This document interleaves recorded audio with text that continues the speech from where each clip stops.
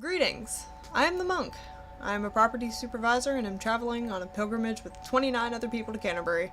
I'm not the usual monk since I do not spend time studying or praying. I am not involved with those things. I prefer to do what I love, which is to ride my horses and hunt hares. I am my own person and do not give a plucked hen about the rules of the monastery. If I followed them, I would not be able to ride or hunt since these activities are against the rules of how a monk should behave. I love riding and hunting and will not let the rules or anything else get in the way of these passions of mine. You heard it right. A monk who doesn't care what the church says and rebels against it, in fact, on his way to Canterbury. Yes, he actually does ride horses and hunt hares, and he actually has quite a few horses. They're usually labeled as berry brown. He also has a couple of greyhounds that accompany him whenever he goes and hunts. Even though he's rebellious, though, he still has a high standing in the church, and it definitely shows through his clothes.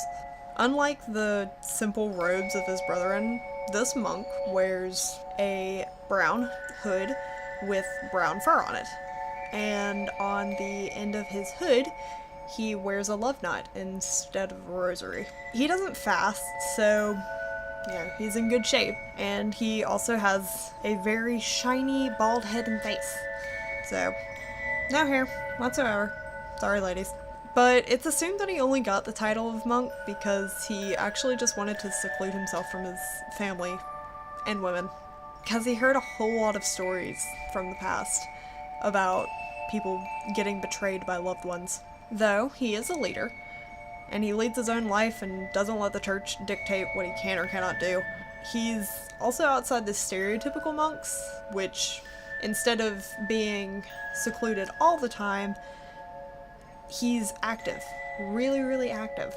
And really, really social. And it also shows that because he's active and social, he probably has a whole lot of wisdom about people in life. And even though he's considered unholy for his activities, he just doesn't care. I envy him.